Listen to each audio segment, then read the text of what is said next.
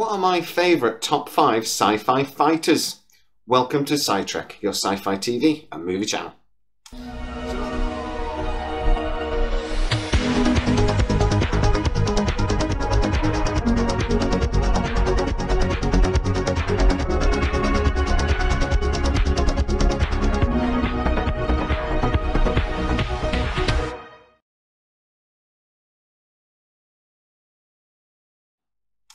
So last week I did a video about the Gunstar from The Last Starfighter because they're planning a sequel to that movie.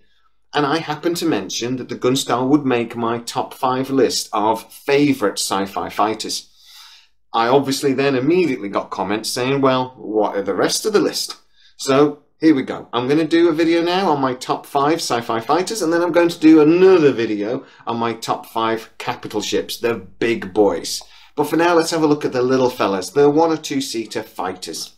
Before I get stuck into the list, I'm just going to say that an honourable mention here is the Delta Flyer from Star Trek. I never really followed the reason why it was built. I don't know a lot about it, but it's a great looking little shuttle, and out of all of the Star Trek little ships, it was easily my favourite. But let's get stuck into the list. At number 5 is actually the Gunstar from The Last Starfighter. Now, the main reason why I really like this fighter, other than it looks seriously mean, is that it is actually pretty realistic. The engines that point forwards to make it stop are just as big as the engines pointing backwards to make it go. That's actually really realistic in space where there's no air resistance. In Star Trek, when the impulse engines fail or the warp engines break, the Enterprise will always fall out of warp and come to a complete stop. That doesn't make any sense. In space, if you're moving in one direction with momentum, you will just keep going until you basically hit something. So a real spaceship would need engines just as big to stop it as they need to make it go. I've always really liked that detail in the Gunstar, as well as all the little thrusters and the loads and loads of weapons. It has particle beam weapons, it has photon bolts, and it has 2 laser guns. We also know what happens when those doors open and they hit the Death Blossom button. It's a really cool space superiority fighter. It's really well designed and well thought out, and it is just one great looking piece of machinery. If you do like the content, by the way, guys, please consider hitting the subscribe button. Consider sharing the video wherever the hell you like and hitting that like. Don't hit the down. That doesn't help anybody. Also, consider becoming a fully fledged Sci-Trek and hit the join button. All these little things, they really help me to keep the channel going in. And then those few little pennies that basically means the wife will let me keep doing it. In at number 4 is actually my favourite from when I was a kid. The Thunderfighter from Buck Rogers in the 25th century. Now, the Thunderfighter, or sometimes called the Starfighter, was actually designed initially, it was supposed to be in Battlestar Galactica. What then became the Viper, a ship that might be appearing on this list in a minute. The Thunderfighter was the original design, but Glenn A. Larson didn't quite like it for Battlestar Galactica, but when he then did Buck Rogers in the 25th century, dusted off the design, and there we go.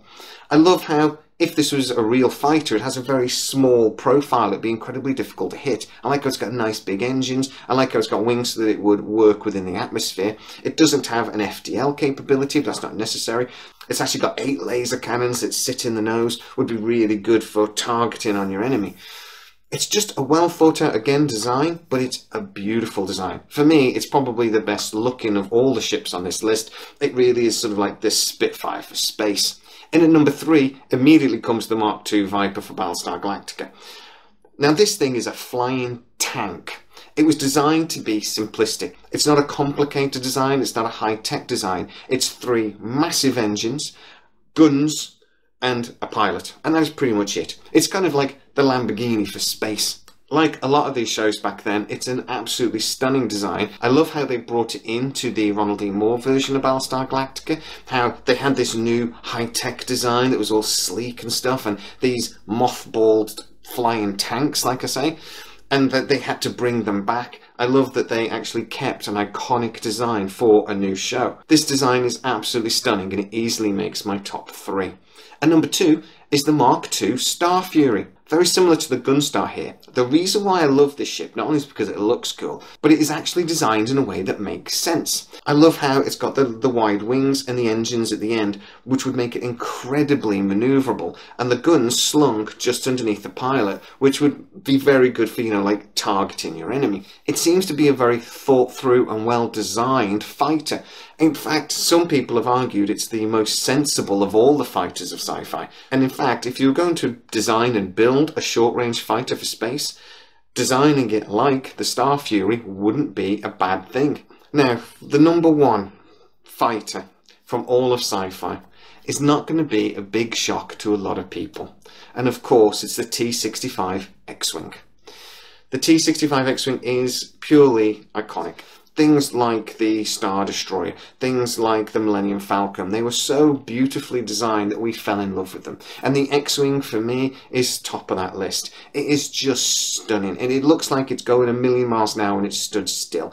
It is an absolute iconic design. Actually, again, it kind of makes sense in the way it's designed, how the wings would come down, how they would open up for the more maneuverability, creating a slightly different thrust vector. I love how the guns are right on the wings. Built for the Rebel Alliance, but then goes on to be used for decades. Why would you change a design like that if it ain't broken? It has a simple one-man pilot and a droid at the back, normally the first thing to get shot. 12.5 meters long, armed with 4 laser cannons and 2 torpedo launchers. This is a well-armed, streamlined, simple fighter.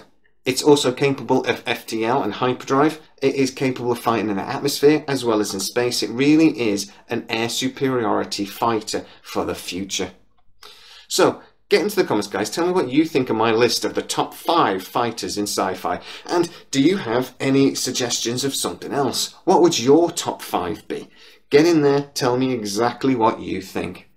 As always, if you are new to the channel, please like, subscribe, hit that bell notification. And if you like the content, please consider hitting the join button and becoming a fully fledged sci-trekker. As always, please stay safe, and I'll see you next time.